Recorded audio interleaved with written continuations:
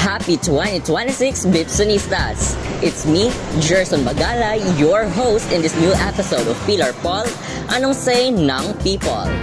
It's already 2026 and you know what that means? New Year, new me? Char! It means bagong tuig, bagong goals, and even new chances to grow. This new year, I'm sure na asan tayo mga bagong New Year's resolutions. Pero ang pangutana, makaya ba natin isundon o hangtod plano ra gyud? Well, in today's episode, mulibot na sa campus to talk with our fellow Bipsonistas and find out what changes they're hoping for in 2026 compared to last year. Let's see kung sa ilang ganahan na ma-improve, mabago, or biyaan as they step into another year. So, unsa pa'y atong gihuwat? Tara, ugni ko ninyo!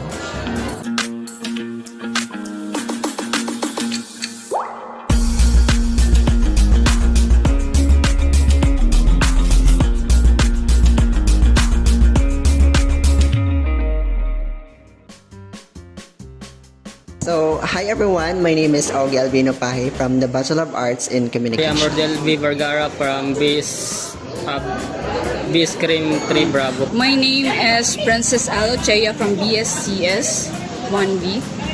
And I am Shara Sanico from BSA's 1B. I'm Jainerd M. Ibabaw and I'm from BSEd Science. My name is Chris Martin Trapalmetante from BSEd Science. Justin Javier from My BSA name is Franz Angelo Sabinay din from BSAH. So I'm Zachary Kim Casikas. I'm from BSIS 1A. My name is Dashel Amity Estaboldan from BSN 1A, Bachelor of Science and Nursing. Lawrence Ryan Biracho, BSN 1B, Bachelor of Science in Nursing.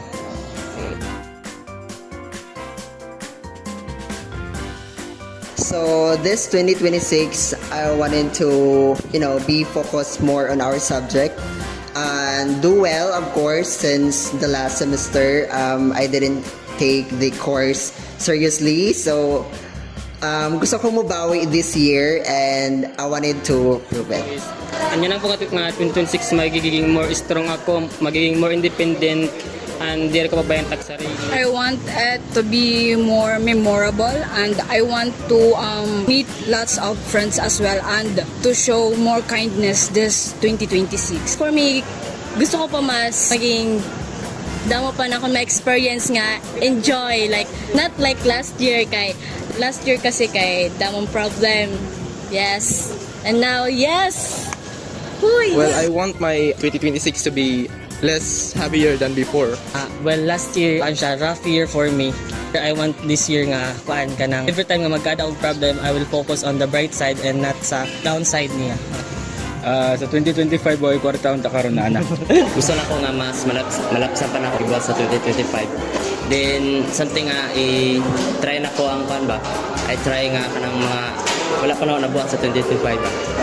I want 2026 to be different from last year, different in the way that it's more impactful in my life and more exciting and challenging, but less tiring for me because I have a lot of less time management lately. Karong 2026 nga, mahuman lang ko sa second sem nga, dili na piraw, nya, ma-reduce na ang hilak-hilak, nya, happy-happy na lang. Same as sir.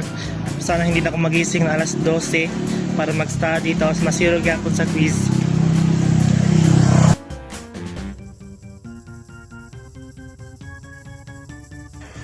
Probably 8, I would say, because there are certain things that, kanang dili na to ma-stop. And yeah, that's why I choose 8. 9/10 ka this year kasi magiging more para hak sarili ni nga year and mas bubuhatong kontanan para ma-achieve ko itong nga butak. For me, around 10 since I want self-improvement and I want to gain lots of knowledge as well, especially for now since as a first-year student, I want to learn lots of things and explore myself differently. And I want to be more confident. Ako 8 kay, syempre di man ko sure kung magiging enjoy bagod talaga, kay damo gihapon nga problema maabot. 9.9. I will force myself man. This 2026, I will force myself to be more confident than before?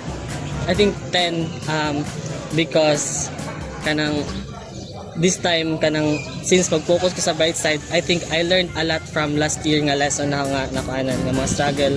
I learned a lot then. 10 po ako. Ngita jud kog trabaho. Mura to. I think 10. 10 is kana for challenging myself, then believe myself. Even nung kung sa ako makita, mali nagpang ko ba, naglakaw dyan ko ba, by faith yun. What to say? A flat 5 because according to our teachers, majority of them gave me some heads up on our activities na for me sobrang challenging din, pero for me time consuming din siya, so parang yung gusto ko mangyari sa 2026 is hindi mangyayari because parang imbis na may challenge pa din pero mas konti yung paghihirap, same pa din yung yung progress niya or yung outcome. On a scale of 1 to 10, siguro 7. Nagya po'y doubts, kanang dili gyapon sure ba. Pero mo hold on lang taan nga koan nga faith nga unta bag-o jud ang koan imong life karon 2026. 5 since nursing man, wala tayo choice kundi mag-study. So, feeling ko lang nga, hindi na magbabago last year gapon ni sa akong dati nga person nga puyat gihapon. Puyat na gihapon talaga ni. And that's a wrap, Bitsunistas. We learned about your viewpoints and resolutions. It's clear that everyone's stepping into 2026 with new hopes and fresh goals. New Year's resolutions are never perfect. Lahi-lahi ta og journey og pacing. But what matters is nagpadayon ta sa pagpaningkamot. Again, this has been Jerson Bagalay, your host for today's episode of Pilar Paul, Anong Say ng People.